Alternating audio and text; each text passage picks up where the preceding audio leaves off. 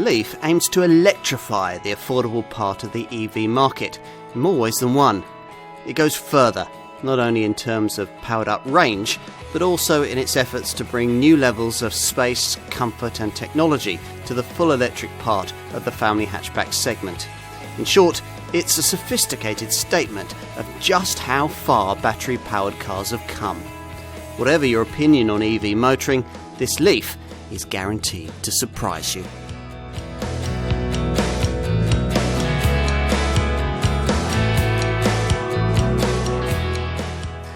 Think of an affordable all-electric car and it's probable that you'll be picturing a Nissan Leaf, the world's best-selling EV. The name is an acronym for Leading Environmentally Friendly Affordable Family Car, and this always has been, with over 300,000 models sold since the original design first went on sale back in 2010. In fact, almost half the full electric vehicles on our roads are versions of this Nissan. Now, though, the competition's really ramping up, hence the need for this second-generation version. It arrived in early 2018, just as the EV market was showing signs of finally taking off, fueled by more usable battery technology, widespread improvements to our country's public charging network, and general vilification of diesel power. As before, the Leaf is a Focus Class 5-door hatch that takes on rivals like the Volkswagen e-Golf, BMW's i3 and the Hyundai Ioniq Electric. Now, though, it feels confident enough to also reach out beyond those wedded to milk float mobility and target mainstream buyers, probably those looking for an alternative to diesel. To interest at least some of these people, there was one thing this Nissan needed to dramatically improve: its operating range. To some extent, that box has been ticked.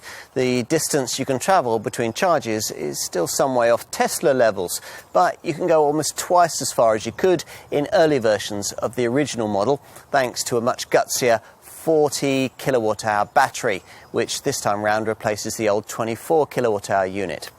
It'll also help that the car now looks more conventional and that it's more drivable than before, courtesy of a torquier electric motor that's now 40% more powerful, putting out 150 PS.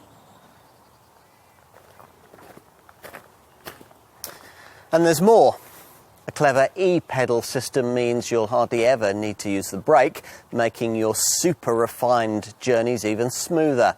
Plus, there's a Pro Pilot package that delivers semi-autonomous driving capability and a Pro Pilot Park system that will slot your Leaf into the tightest space at the press of a single button.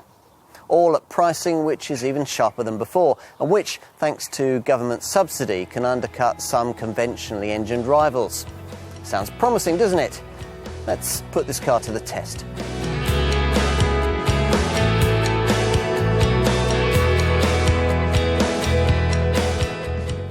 Can an electric car really be enjoyable to drive? Absolutely.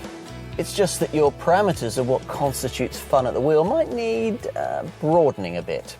Not that there seems much prospect of driving reward at startup. Firing up a Leaf is about as interesting as setting a washing machine in motion. You press the start button. There's a momentary delay while virtual instrument zero emission graphics spring up in front of you and the various systems engage. Then you're ready to pull this mouse-shaped auto gear selector into drive. Electric cars are always, of course, automatic, and set off. A light tap on the throttle delivers the kind of seamless pull-away demeanour you'd expect from this kind of car. But a sharp stab with the right foot fires the Leaf forward like a scalded cat.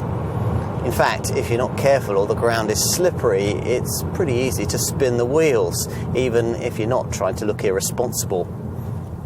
To some extent, this shouldn't be too much of a surprise. All full electric cars are initially quick off the mark. The torque, after all, gets directed straight to the tarmac. Most, though, tend to run out of puff above about 50 miles an hour. But this one doesn't. The increase in system power from 110 to 150 PS this time round, good enough to see the 62 mile an hour sprint benchmark disappear hot hatch style in just 7.9 seconds. The fun stops pretty soon after that. Top speed is limited to 89 miles an hour. But even if it wasn't, the rapid way that battery power diminishes with foot-to-the-floor driving is enough of a deterrent to over-enthusiastic progress. Anyway, there are other, arguably more interesting ways you can engage with this car, or perhaps allow it to engage with you. The one Nissan is keenest for us to talk about is the e-pedal system introduced with this second-generation model. In effect, this merely enhances an attribute that all full electric cars always have, namely the way that the energy regenerative process that kicks in when you come off the throttle slows the car so much that you hardly ever need to use the brake. With this second-generation Leaf, Nissan has developed that concept a little. Provided the e-pedal system is engaged, you can turn it off if you want. Regenerative force from the powertrain is maximised when you come off the accelerator, so much in fact that the brake lights come on to alert following motorists as the car decelerates by up to 0.2 G. Rival electric cars like the e-Golf provide paddle shift controls that allow you to vary the degree of regenerative input, accomplishing much the same thing. The difference with this Nissan, though, is that the system also brings ordinary friction disc braking into play at the end of the process and can, if necessary, bring the car to a complete stop without you needing to touch the brake pedal. It sounds a strange concept, but believe me, you'll adjust to it within 10 minutes of driving this car. Mostly, the only time you'll ever brake when driving a Leaf is when someone abruptly stops or pulls out in front of you. Or, of course, when you're doing a fully fledged emergency stop. Even better, the whole process does a great job of sustaining the range of the lithium-ion battery, which this time round has a substantially greater capacity, up from 24 kilowatt hours to 40 kilowatt hours in size. Nissan has also developed an even gutsier 60 kilowatt hour battery for this model, but the 40 kilowatt hour variant I'm trying here should be quite sufficient for the needs of most buyers, especially given the fact that the average person's daily commute is no more than about 20 miles. This car's potential operating range has almost doubled with this second-generation design and is now officially rated at 168 miles, according to the latest, more realistic WLTP, that's Worldwide Harmonised Light Vehicle Testing Procedure. Sellers of other rival models you'll come across may continue to quote range figures generated by the old, rather irrelevant NEDC New European Driving Cycle Test, which saw the range of this Mark II Leaf rated at 235 miles. So don't get confused. The bottom line is that if you compare apples with apples, you'll find this Nissan able to take you around 25% further on a single charge than a Volkswagen e-Golf, and almost twice as far as the all-electric version of BMW's i3. In the field of all-electric motoring, only a vastly more expensive Tesla model can manage more. But are the quoted figures realistic? They almost never are with electric cars. In our experience on this test, even the WLTP range prediction is a bit ambitious. We've actually been getting 120 to 130 miles from each charge, which is about 40 to 50 miles more than we were achieving when we tested the previous generation version of this model. That, though, is after making copious use of the various range-enhancing driving tools provided. The e-pedal system is one, but there are also others. We're not sure why you'd want full regenerative powertrain energy harvesting without the friction braking element, but if so, a selectable B setting in the auto gearbox will provide it. And you can also activate an eco mode that restricts throttle response. Of course, range is less of an issue if charging is quick and easy. When one day the 50 kilowatt rapid chargers that can replenish a depleted battery to around 80% of its capacity in just 40 minutes are commonplace on our major routes, no one will think twice about taking an EV vehicle on a longer trip. Today, though, such a journey takes a little more forward planning. but plenty of tools are available to make that process easier. There are plenty of apps and websites showing charge point locations, and provided you've avoided entry-level trim, you'll also find a charging point location map in the car as part of the Nissan Connect EV7 infotainment system. This setup always knows where the nearest public charging point is and can direct you straight to it. In fact, it will do so automatically should you reach perspiration point when your Leaf is 7 to 8 miles away from being empty of charge. But let's take a step away from range anxiety and regenerative technology for a moment. This second generation Leaf is promoted as an affordable family car that just happens to be powered by a battery. In short, it's supposed to be the first EV that ordinary folk not completely wedded to Green Party principles might consider. Yes, increasing operating range is a key part of creating a full electric model able to make that difficult transition. But there are other boxes that need ticking too.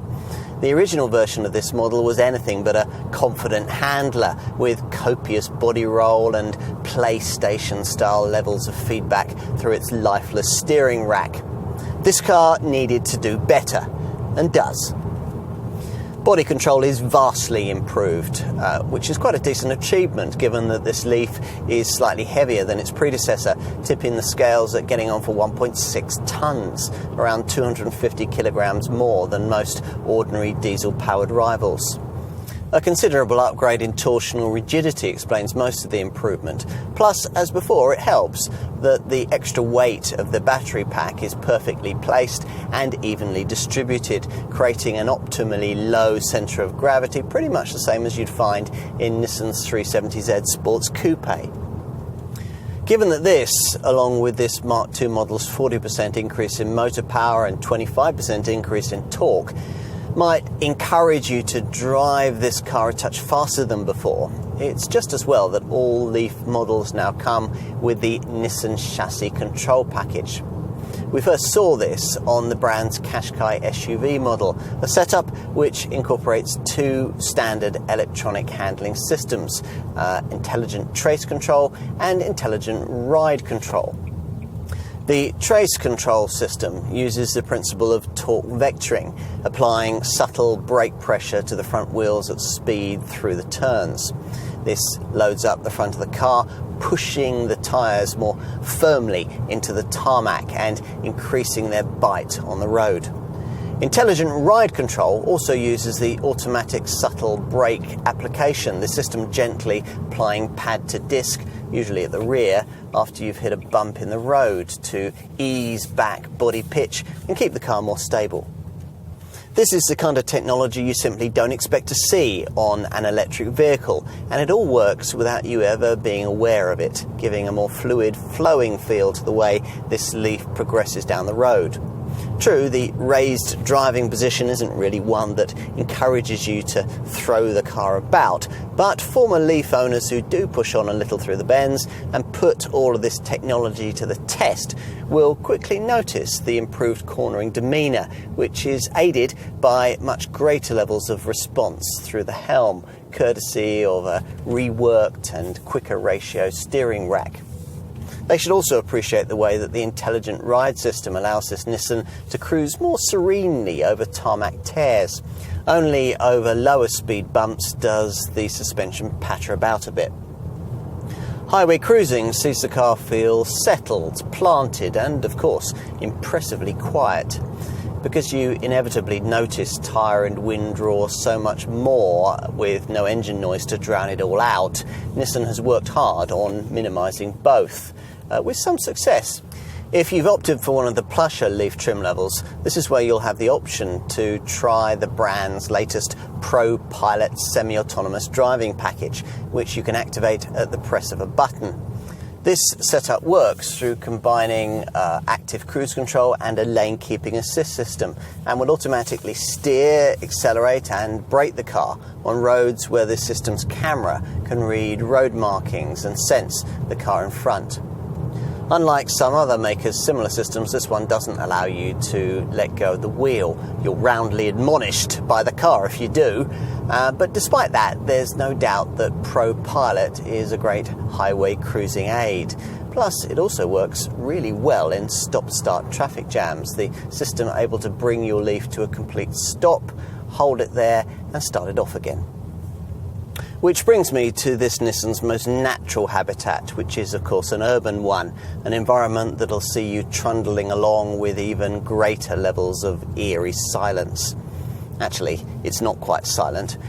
While designers of conventional cars bust a gut to get noise levels down, Nissan has had to actually add sound to this one to counter public fears that quiet electric vehicles might, as they approach, unpleasantly surprise unwary pedestrians and the visually impaired. Hence the speaker fitted up front that produces a low whine at under 15 miles an hour to warn the pavement bound of your impending arrival. Those Leaf owners of a nastier disposition can switch this off. I should also mention the ProPilot Park system that you can have on this top-spec variant, which at the press of a single button can locate a space for you, then autonomously park the car and apply the handbrake. Town travel doesn't get much easier than this. So, how to sum up? Well, Nissan's experience in creating electric cars goes all the way back to their little Tamer model of 1947, and that kind of experience really shows in a product like this one. In a sense, it's not too difficult to be pioneering in EV circles if you're going to charge customers through the nose for the end product, as for example Tesla does. It's a lot harder to produce a cutting-edge end product if you price it against affordable petrol and diesel family alternatives. But this Leaf manages just that. It's quite an achievement.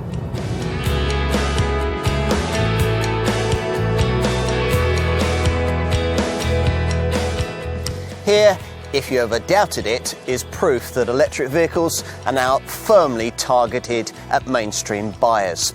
The previous generation Leaf was never really going to sell to anyone other than early adopting eco-warriors, so was styled to make a futuristic statement.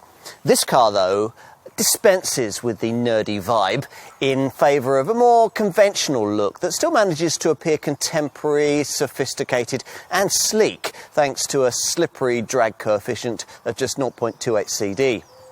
Overall, this is a larger, lower and more sharply sculpted design that will broaden this model's customer base considerably.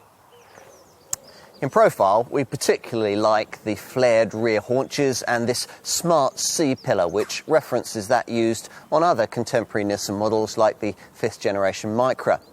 The flanks that lead down to the continuously flat underbody could perhaps use a bit more definition, but a smart chiselled crease flows above the door mirrors, and on plusher models there's the two-tone option of a black roof finish if you want it.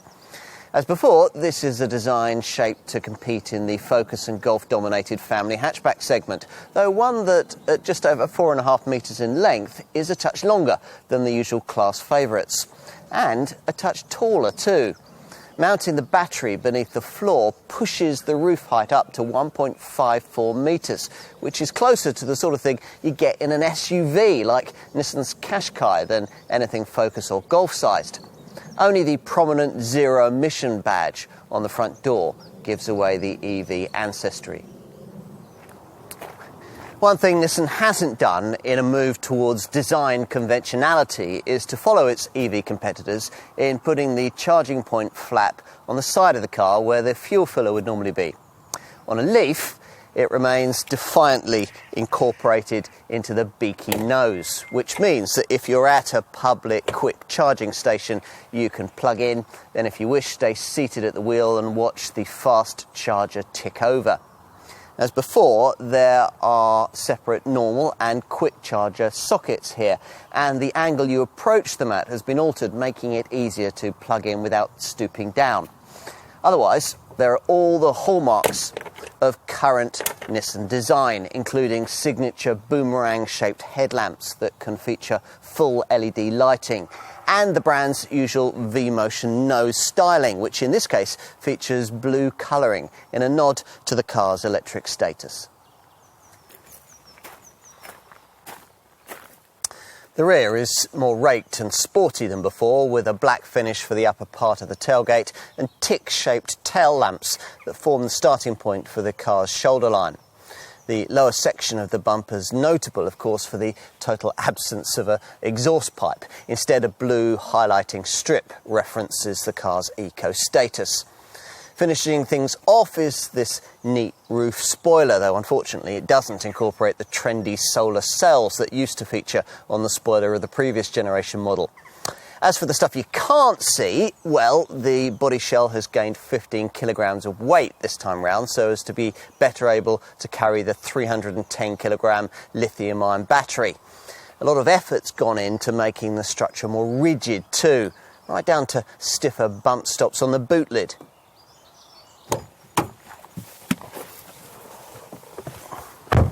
And at the wheel, well, if you remember the original Mark I Leaf model, which featured a futuristically styled split-level blue-tinted dash, practically finished with bright white trim, well, this interior might feel a touch mundane. Most potential owners, though, are going to much prefer it. At first glance, you could be in any ordinary Nissan, a Qashqai maybe. The high-set seating position certainly brings to mind the kind of feel you get in an SUV. That's until you start to inspect the more unique details, the stubby little blue-tinged auto gear lever from the original model that has, rather unnecessarily, been carried over, and an instrument binnacle display that curiously mixes an analog speedo with an accompanying customisable colour TFT display. This area can be tailored to exactly what you want to see, with selectable power meter, audio, compass, energy readout and safety system screens. Less contemporary is the Nissan Connect centre dash infotainment system that's standard, provided you avoid entry-level trim. Now, it's supposed to be a development of the setup used elsewhere in the company's range, but the provided 7-inch monitor feels, well, low-res and dated compared to the displays provided by direct Volkswagen and BMW rivals, and can be tricky to view on bright sunny days. Still, at least you get the physical shortcut buttons and proper rotary dials that some rival setups unwisely dispense with. And everything you really need is here, with Apple CarPlay and Android Auto smartphone mirroring, alongside the usual DAB stereo and Bluetooth functions. Plus, there's a navigation setup that knows where every public charging point is and is always ready to direct you to one. You can also access Nissan Connect remotely via a smartphone app, planning a trip in advance or setting a timer to cool down or warm up the car before a journey so that you don't have to use valuable battery power doing so once on the move. Nissan designers don't seem to hold with the current fashion for dashboard decluttering. I've counted over 50 buttons. Still, that's better than having lots and lots of complicated infotainment screen sub-menu functions. For us, more of an issue lies with the fact that Nissan still hasn't made the 3-spoke multi-function steering wheel adjustable for reach. As before, it only goes up and down, which can make getting comfortable a bit of a challenge. Now, disappointingly, there's no front seat lumbar support either. Otherwise, there's not much to grouse about. Build quality from the factory up in Sundon, Tyne and Wear seems pretty faultless, and the so-called gliding wing design of the dash is quite appealing, enlivened by vibrant blue stitching that also features on the steering wheel and the now more comfortable seats. True, you don't get the classy chrome finishing and really soft touch plastics that you'll find on rival e-Golf and BMW i3 models, but this Nissan's lower price point might mean you can stretch to a top-spec Techno variant like this one, where full leather upholstery also extends onto the fascia, concealing the hard plastics beneath. That high-set driving position means your forward and side view is great, but the same can't be said for rear three-quarter vision, compromised a little by those stylised C-pillars. Fortunately, a rear-view camera comes as standard, providing that you avoid entry-level trim.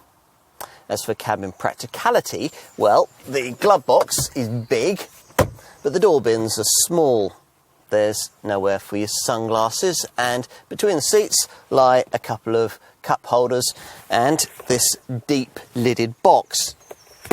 There's also a small cubby in front of the gear lever that would be useful for a phone, given that USB, 12 volt and aux-in sockets lie just above.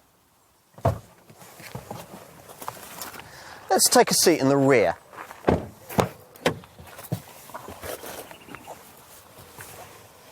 Bottom line, no other EV on the market can offer you more rear seat space.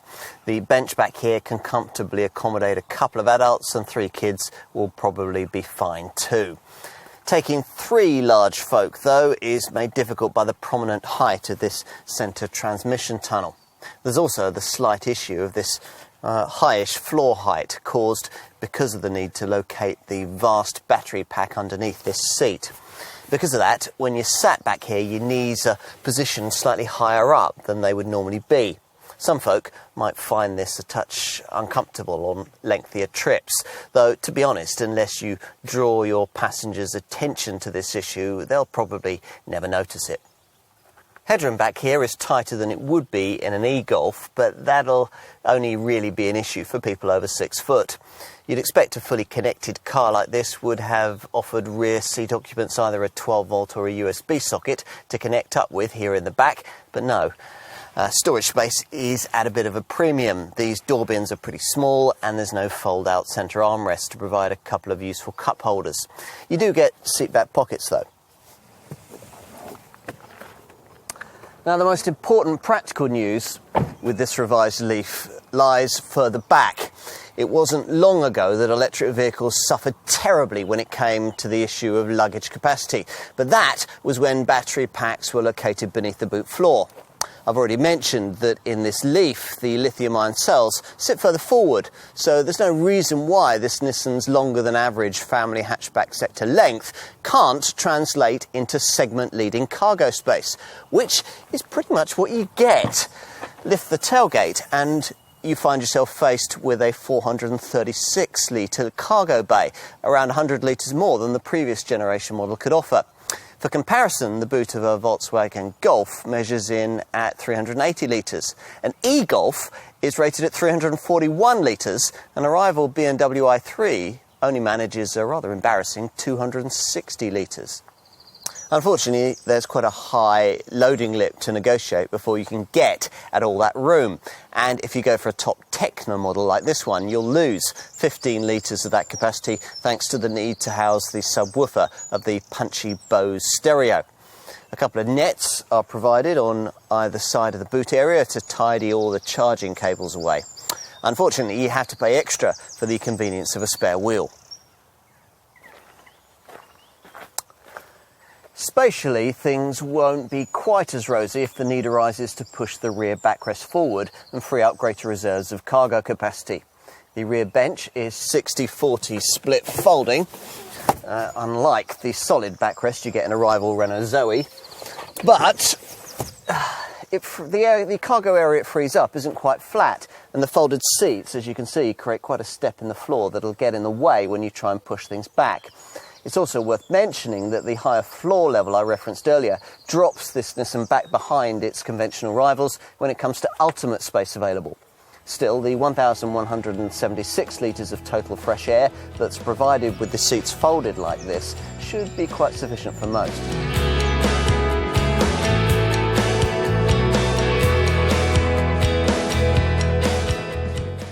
The Leaf purchasing process is a whole lot simpler than it used to be.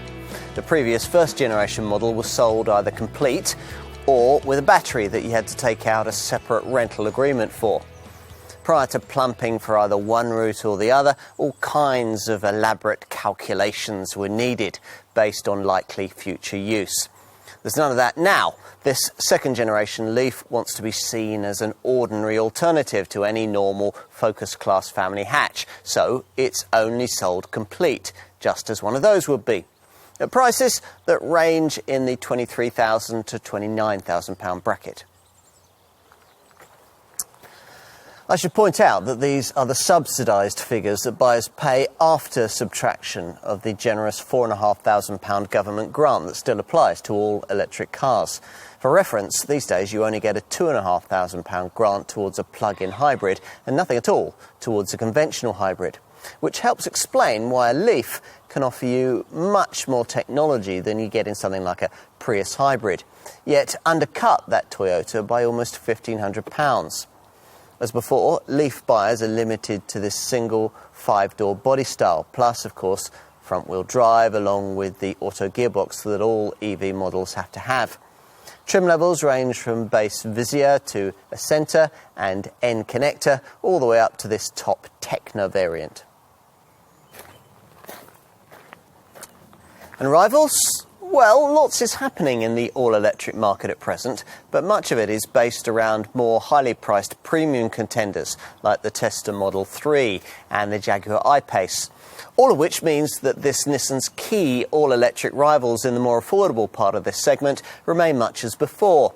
That means primary competition from 3 family hatch-sized battery-powered models: the Volkswagen e-Golf, BMW's i3 and the Hyundai Ioniq Electric. If you're considering the entry-level Visia version of this Leaf, you'll find it able to undercut these rivals massively, beating the Hyundai by around £2,200, the Volkswagen by around £4,500 and the BMW by nearly £7,000. That's not really the whole story though. All 3 of these rival brands would surely point out that their base spec is more equivalent to that of a mid-range Leaf and a centre, or maybe even an N-connector model. On that basis, it's probably more accurate to say that this Nissan costs about the same as a rival Hyundai Ioniq Electric and will undercut the rival e-Golf by a couple of thousand. It's still way cheaper than that rival BMW though, and also way cheaper than any plug-in hybrid models you might be looking at. These start from around £25,000, but most cost considerably more than that. Not that you should ignore the entry-level Visia version of this Leaf. Equipment-wise, it gives you most of what you need at a price not very much greater than what you'd pay for a smaller, much less powerful, cheaper-feeling EV model like, say, a Renault Zoe. Perhaps more relevantly, thanks to that government subsidy, we've now got to the point where full EV technology can be yours for pretty much the same money as you'd pay for a comparably sized family hatch model with conventional diesel power. The least expensive Volkswagen Golf TDI you can buy, for example, costs only fractionally less than Nissan is asking here, and costs fractionally more if you consider it with the automatic gearbox that you'd need for a properly relevant comparison. You don't need us to tell you that diesel family hatches like that represent another world in terms of the kind of cruder, smokier technology they offer. If, having considered all of this, you decide that it is a Nissan Leaf that you really want, then you're going to need to want to know exactly what's included in the standard spec. Well, let's see. Now, with the previous generation Leaf, a private buyer would probably never have bought the entry-level Visia version because it lacked key elements of technology.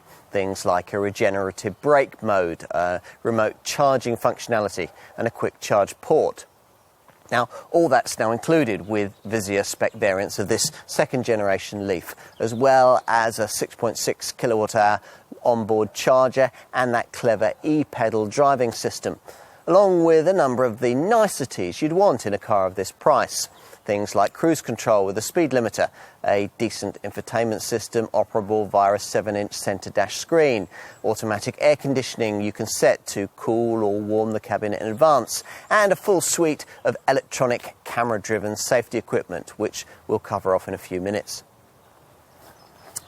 All the charging stuff you'll need is standard too, so you'll get a 7 kilowatt wall box for your garage as part of the deal, to which you can attach the provided Mode 3 Type 2 charging cable.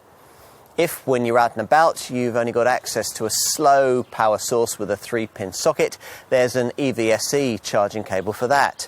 And if you're fortunate enough to come upon one of the fast charging points springing up around the country, there's a 50 kilowatt CHAdeMO quick charger socket for super quick battery replenishment. All of that comes with Vizia spec. Nissan reckons, though, that 99% of Leaf customers are going to want to stretch a little further up the range.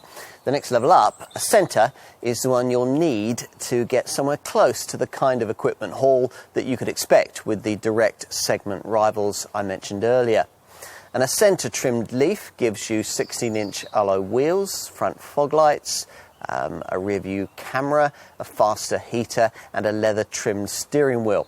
Plus you get the upgraded Nissan Connect EV7 infotainment system that includes an upgraded 6-speaker version of the DAB audio system, Apple CarPlay and Android Auto smartphone mirroring technology, and a navigation system able to guide you to the nearest public charge point. If you want to go further, paying more for N-connector spec will see you treated to 17-inch alloy wheels, privacy glass, power folding mirrors, part leather upholstery and an auto-dimming rear-view mirror. Plus there are all-round parking sensors that work with an intelligent around-view monitor that gives you Nissan's moving object detection system that'll highlight kids, people or pets that may be in your path as you manoeuvre. As an option at this level, you can also pay extra for the ProPilot semi-autonomous driving package. This is a combination of the active cruise control and lane keeping assist systems that you may be familiar with from more conventional cars. At the press of a button, this setup will automatically steer, accelerate and brake the car on roads where the system's camera can read road markings and sense the car in front. ProPilot comes as standard on the ritziest Leaf model, the Techno variant that we're testing today. Other niceties on this flagship variant include full leather upholstery, a 7-speaker Bose premium audio system, full LED headlamps with auto levelling, a heat pack which warms the front seats and the steering wheel, and an electronic parking brake. And you have to have Techno trim if you're going to get the option of paying extra for another of the really desirable features developed for this Mark II model Leaf, the ProPilot Park system, a hands-off, feet-off automatic parking function. It really is very clever. You activate it at low speeds and the system will find you an appropriate space and ask if you want to park the car there. If you do, ProPilot Park will take care of everything else, automatically moving your Leaf frontwards or backwards into the space, parking perfectly and applying the parking brake when the manoeuvre is complete. Having mentioned options, let's talk about extras available across the range. It's a pity the brand no longer offers the option of a rear roof spoiler incorporating space-age solar cells that boost battery power, but there are now a wider range of options you can have. We'll start with the basics. All Leaf buyers will have to pay extra for a temporary spare wheel, and lower down the lineup you'll probably want to take up the option of paying extra for parking sensors. On an Accenta variant you can add in heat for the front seats and steering wheel, and on an N-connector model you can add in the full LED headlights. Across the range, unless you want your Leaf finished in a bog-standard solid red, you'll need to be paying Nissan more for one of the other paint finishes available, either solid Arctic white or one of the various extra-cost metallic, premium metallic or pearlescent shades. We've got Spring Cloud Metallic here, which as you can see is a kind of bluey, greeny grey. If you're buying an N-connector or Techno trimmed Leaf and you're happy to have your car painted in premium metallic storm white, you'll be offered the option of a two-tone finish that'll see the roof and the mirrors done in pearl black. Enough on that. What about safety kit?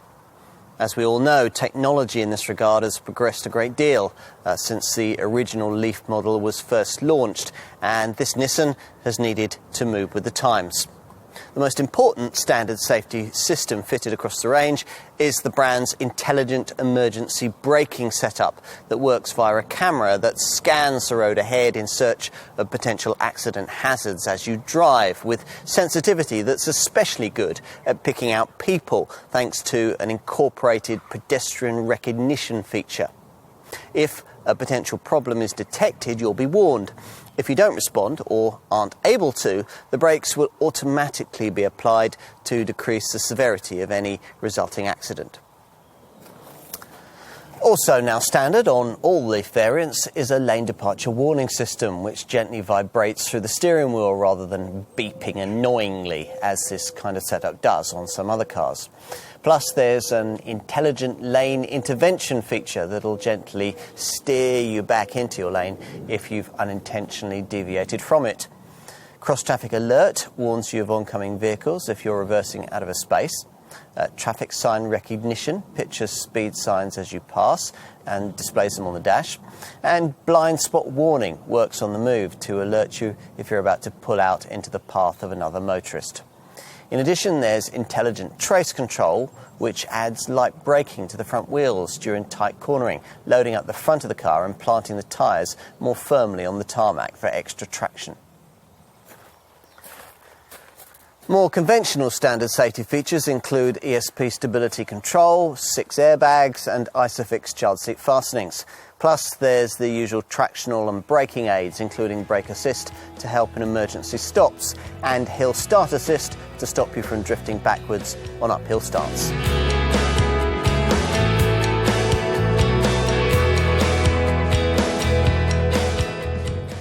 You'll want big-time savings if you're thinking of a full EV model. Does this second-generation Leaf deliver them? Let's see. It certainly ought to, given that it can now go much further on a single charge. We'll start with that.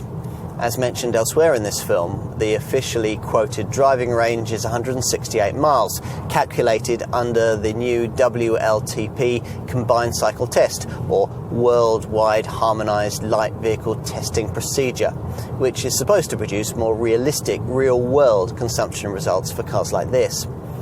The WLTP Urban Cycle Test reckoned that this Nissan would cover up to 258 miles if it were operating only in city driving conditions. You'll be able to improve both these figures if, instead of the standard 40 kilowatt-hour model that we've been testing here, you go for the uprated 60 kilowatt-hour derivative you can talk to your dealer about. But that's a lot more money, so for our purposes here, we'll assume the 40 kilowatt-hour version is going to be your preferred choice. If some of your friends dismiss these figures as being a little below par, they're not being realistic. Yes, there are indeed Tesla EV models that will go a lot further on a single charge, but one of those could easily cost you 3 or 4 times what you'll be paying here. If instead you content yourself to comparing more relevantly with directly equivalent rivals, then this Nissan's showing, though still not ideally what we'd like, stacks up very well indeed. Yes, you'll see rivals quoting higher combined range figures than 168 miles, but these will have been calculated using the old, less relevant NEDC, that's New European Driving Cycle test. For reference, the Leaf's NEDC figure is 235 miles. That compares to NEDC showings of 186 miles for a Volkswagen e-Golf and just 124 miles for the electric-only version of BMW's i3. In fact, only the Renault Zoe, a smaller, super mini-sized EV hatch that uses much of this Nissan's engineering, can get anywhere close to the kind of range possible from a Leaf. But even then, the WLTP figure will still be around 28 miles less than you get in this Nissan. So, it's a strong showing and a useful improvement over what the first-generation Leaf model could deliver. For reference, final versions of that old car, which used a lower capacity 24 kilowatt-hour battery, quoted a 129-mile NEDC range figure. The last time we tested a Mark I model Leaf, we found that what we actually got was about 80 properly usable miles between each charge. In comparison, throughout this test, we've been getting about 120 usable miles of use. Obviously, if we'd driven with more of a feathery foot on the throttle or restricted our test route to more exclusively urban roads, we would have done better.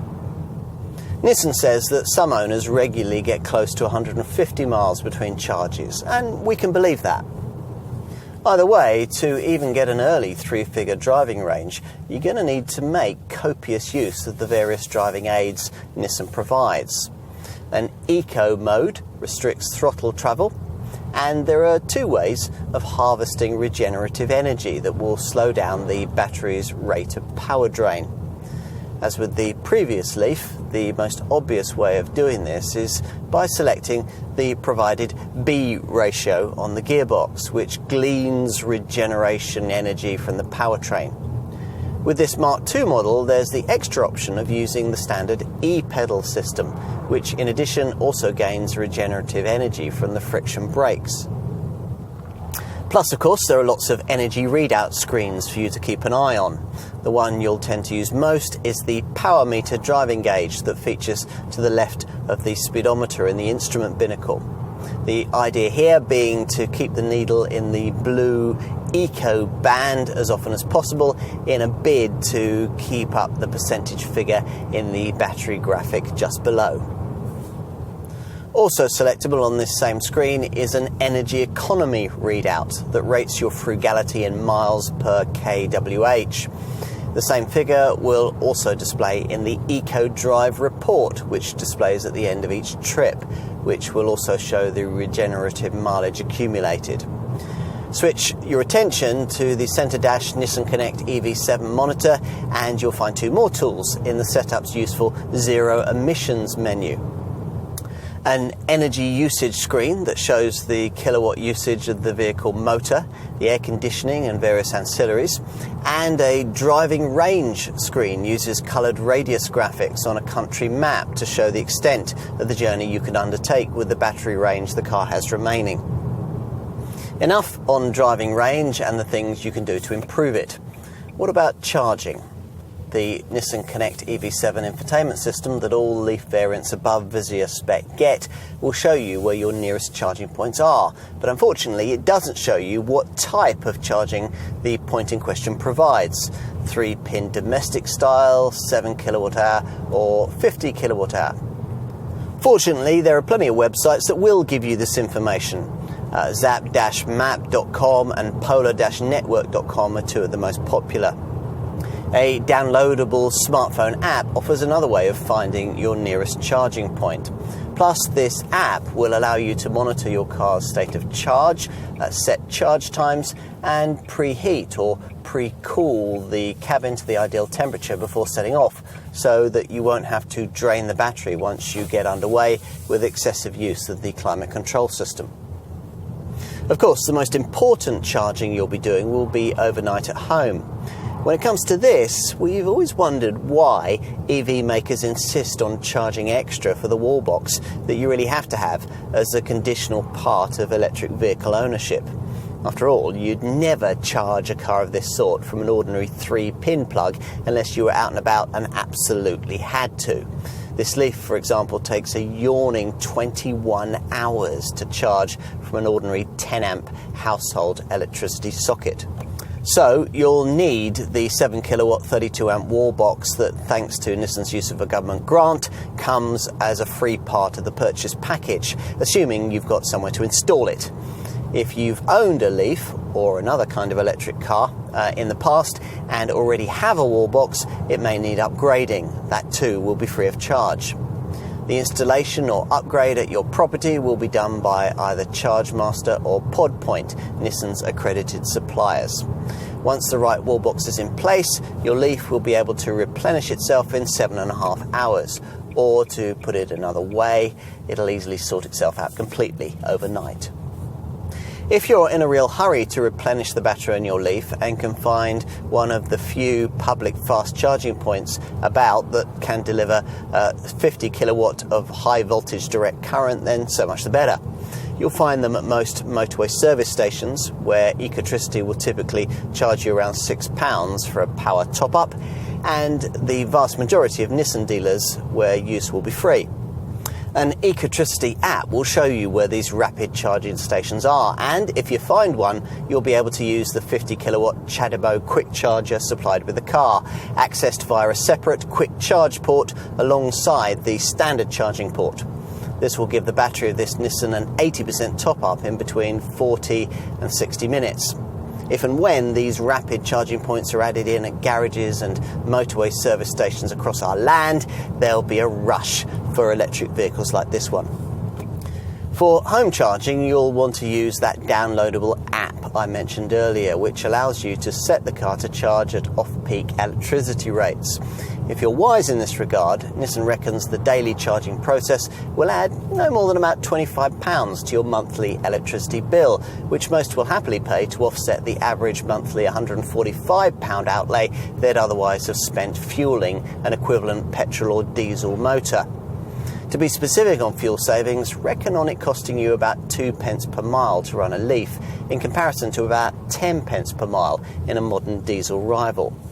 And before you ask, yes, that does take into account the increased electricity charges you would incur in this Nissan. Or at least in theory, you'd incur extra home electricity charges in using a Leaf. It doesn't have to be like that. The recent introduction of vehicle-to-grid, or V2G technology, opens up the possibility of two-way charging, allowing electric vehicles to be fully integrated into your home electricity network, and indeed into the national grid. So, how could that work for you?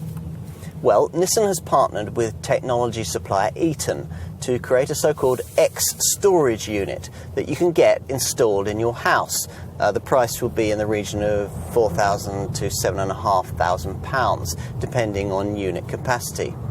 This can draw power from both the national grid and, if you have them, from solar panels on the roof of your home to recharge your Leaf. But it can also take power back from this Nissan if you haven't used it all on your daily commute.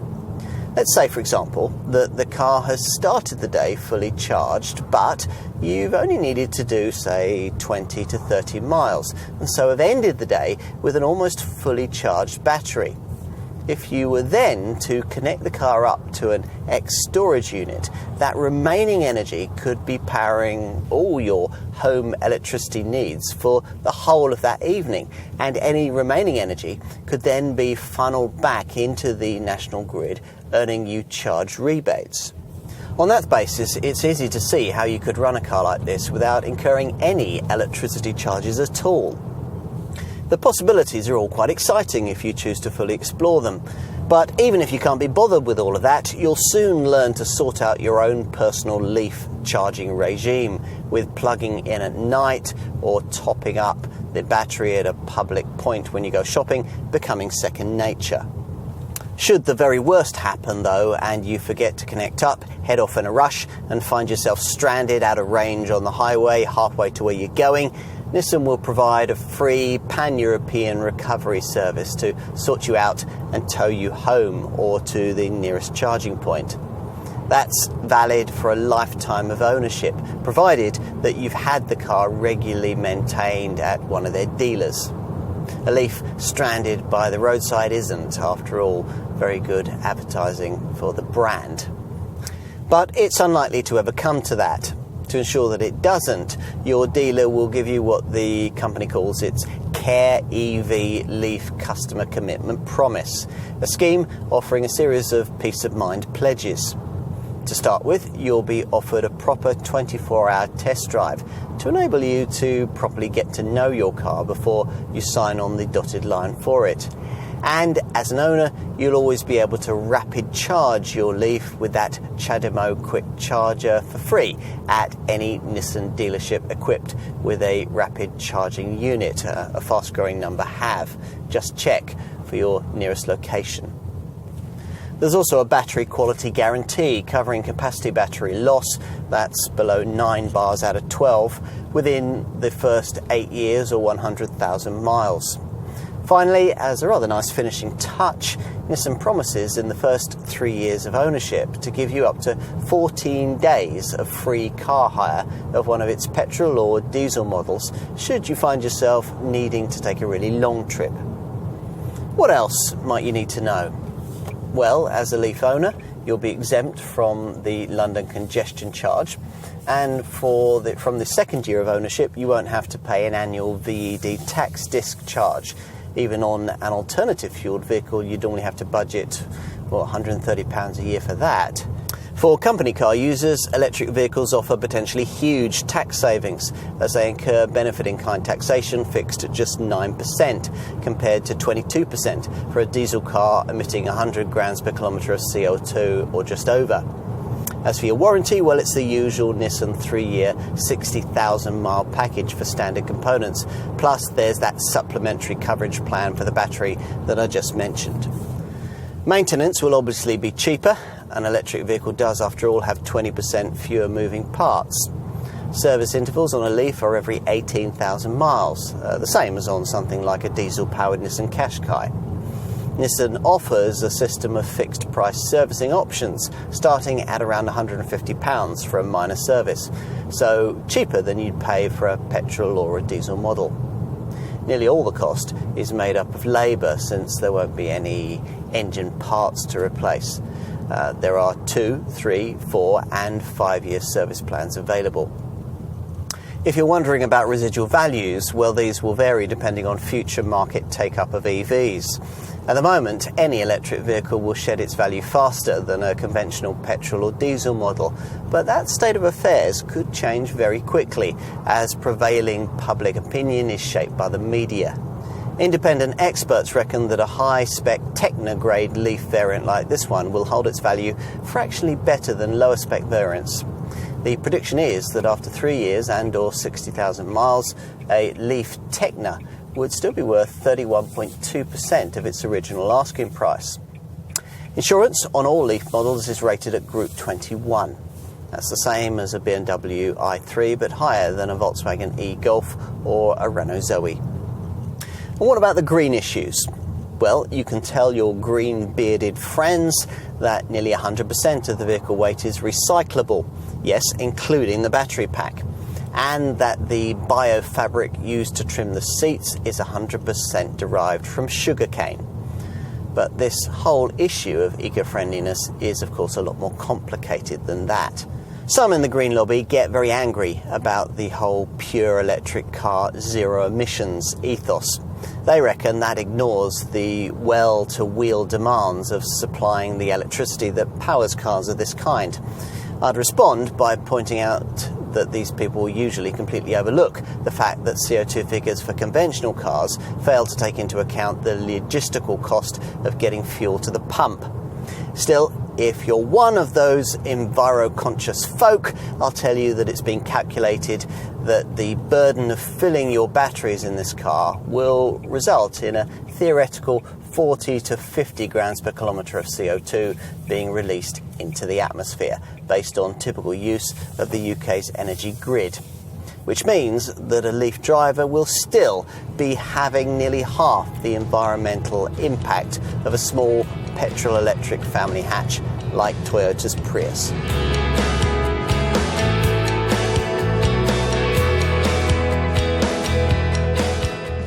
As the concept of all-electric motoring becomes more normal, so the cars that champion it should also increasingly be seen in that way. The first-generation version of this Nissan couldn't be.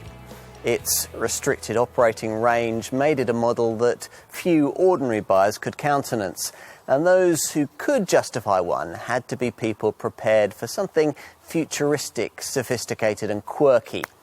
As a result, the original Leaf found itself aiming at a very narrow niche indeed. Nissan's EV remit has been broadened quite a bit with the second-generation version of this design. Only longer journeys now require nervous range calculation. The looks won't leave the neighbours assuming you've joined the Green Party. Charging's now more straightforward, and the interior no longer makes you feel like you're in some kind of concept car.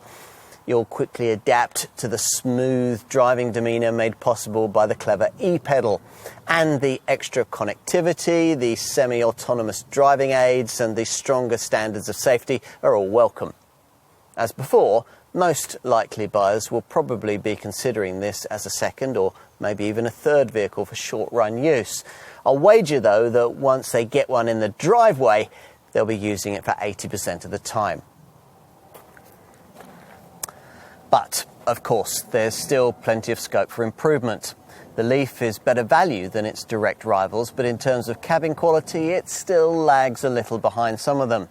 And there are a few little issues, like the lack of full steering wheel adjustment, for example, that really should have been sorted by now. More importantly, the genuine 200-mile operating range we were hoping for prior to the launch of this model can only be approached if you pay a lot more for a version of this car with the gutsier 60 kilowatt-hour battery. These things apart, we're hugely impressed with the way that this Nissan has been evolved from the rather individualistic confection it used to be. Of course, like any electric vehicle, it can't appeal to everyone. Family hatch buyers without a garage will join single-car families and long-distance commuters in dismissing it out of hand. But then no car is for everyone. As the Japanese brand points out, you wouldn't buy a GTR supercar for family use or an X-Trail SUV as a city runaround. Where Nissan has succeeded, though, is in finally offering us a relatively affordable, family-sized, pure electric car that's pretty free of compromise, a model you could pretty painlessly switch into from something more conventional.